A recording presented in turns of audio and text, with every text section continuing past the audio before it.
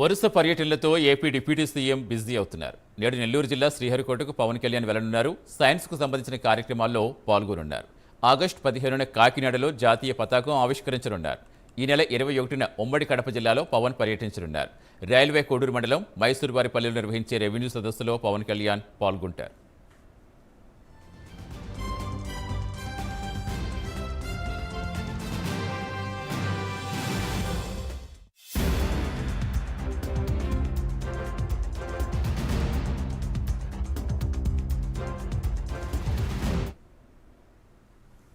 వరుస పర్యటనలతో AP deputy CM busy అవుతున్నారు. నేడు నెల్లూరు జిల్లా శ్రీహరికోటకు పవన్ కళ్యాణ్ వెళ్లనున్నారు. పూర్తి సమాచారం ఇచ్చేందుకు మా కరెస్పాండెంట్ నరేష్ జాయిన్ అవుతున్నారు. నరేష్, ఎన్ని గంటలకు శ్రీహరికోటకు పవన్ కళ్యాణ్ చేరుకోబోతున్నారు? ఇంకా షెడ్యూల్ ఏ విధంగా ఉంటుంది? రైట్ సతీష్, మొత్తానికి AP deputy CM Pawan Kalyan మరికొన్ని నిమిషాల్లో రేణిగుంట విమానాశ్రయం నుంచి ప్రత్యేక హెలిప్యాడ్లో షార్ కేంద్రానికి చేరుకోబోతున్నారు. భారత అంతరిక్ష ప్రయోగ వేదిక శ్రీహరికోటలో ఈరోజు నేషనల్ స్పేస్ డేకి సంబంధించినటువంటి జాతీయ అంతరిక్ష వార్షికోత్సవాలు జరుగుతున్నాయి. వారం రోజుల నుంచి కూడా ఈ యొక్క భారత అంతరిక్ష వేడుకలు అంగరంగ వైభవంగా కొనసాగుతున్నాయి. పలు స్పేస్ సెంటర్లకు సంబంధించినటువంటి దేశవ్యాప్తంగా కూడా ఈ వేడుకలు జరుగుతున్నాయి. ఈ రోజు ప్రధానంగా చివరి రోజు కావడం షార్కు సంబంధించినటువంటి కురుప్ ఆడిటోరియంలో ఈ యొక్క వేడుకలకు ముఖ్య అతిథిగా కూడా ఆంధ్రప్రదేశ్ డిప్యూటీ సీఎం పవన్ కళ్యాణ్ ముఖ్య అతిథిగా కూడా హాజరు కాబోతున్నారు. మరికొన్ని నిమిషాల్లోనే ఇప్పటికే రేణిగుంట విమానాశ్రయానికి చేరుకున్నారు. హైదరాబాద్ నుంచి ఆయన ఏదైతే హెలికాప్టర్లో బయలుదేరారు. ప్రస్తుతం రేణిగుంటలో దిగినటువంటి పవన్ కళ్యాణ్ అక్కడ ప్రత్యేక హెలికాప్టర్ ద్వారా ఇటు షార్కు చేరుకుంటారు. షార్కు చేరుకున్న తర్వాత పవన్ కళ్యాణ్ కురుఫ్ ఆడిటోరియంకి చేరుకుంటారు. ఇప్పటికే కురుఫ్ ఆడిటోరియంలో ఇటు విద్యార్థులతో పాటు వివిఐపీలు అదేవిధంగా వివిధ శాస్త్రవేత్తలు అందరూ కూడా హాజరయ్యారు. ఈ వార్షికోత్సవాలకు సంబంధించి భారత అంతరిక్ష ప్రయోగ ఏదైతే శ్రీహరికోటకు సంబంధించినటువంటి కురుఫ్ ఆడిటోరియంలో సతీష్ ధావన్ స్పేస్ వేదికకు సంబంధించినటువంటి శాస్త్రవేత్తల యొక్క మధ్యన ఈ వార్షికోత్సవాలకు ముఖ్య అతిథిగా పవన్ కళ్యాణ్ పాల్గొంటున్నారు.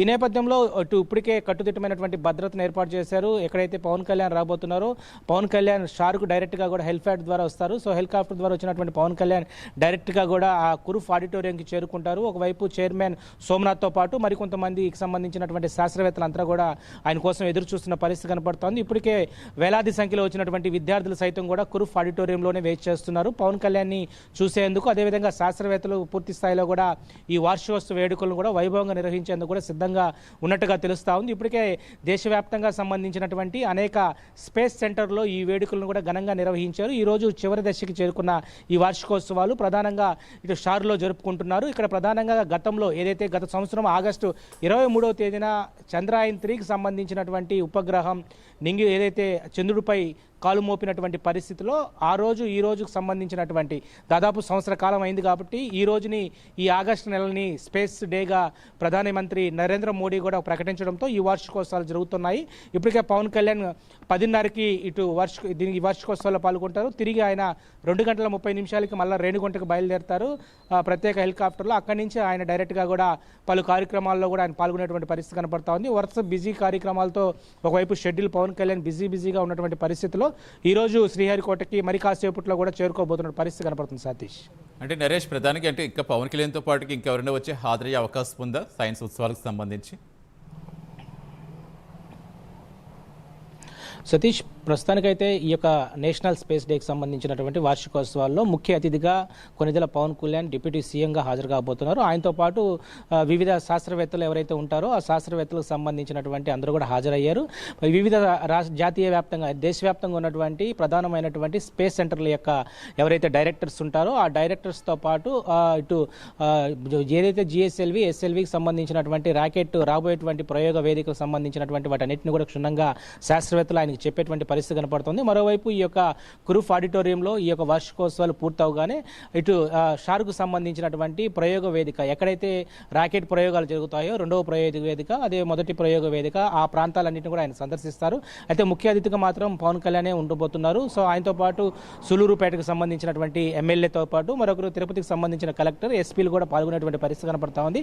విద్యార్థులు కూడా ఇప్పటికే ఏదైతే ఆన్లైన్లో ఎవరైతే దరఖాస్తు చేసుకున్నారో వారికి కూడా పాసులు ఇవ్వడం జరిగింది. పాసులు ఇచ్చినటువంటి విద్యార్థులందరూ కూడా ప్రస్తుతం కురుఫ్ ఆడిటోరియంలో చేరుకున్నారు. ప్రధానంగా శాస్త్రవేత్తల మధ్యలో ఈ యొక్క వార్షికోత్సవాలు జరగబోతున్నాయి కాబట్టి దేశవ్యాప్తంగా ఉన్నటువంటి స్పేస్ సెంటర్ల వేదిక ఉన్నటువంటి శాస్త్రవేత్తలు అందరూ కూడా చేరుకున్నారు. సో శాస్త్రవేత్తలకు సంబంధించినటువంటి మధ్యనే ఈ యొక్క వార్షికోత్సవాలు ఘనంగా నిర్వహించేందుకు కూడా ఒకవైపు జాతీయ నేషనల్ సంబంధించినటువంటి స్పేస్ డే సందర్భంగా ఈరోజు ప్రధానంగా శ్రీహరికోటలో ఈ ఉత్సవాలు జరుగుతున్నాయి. Right, thank you Naresh.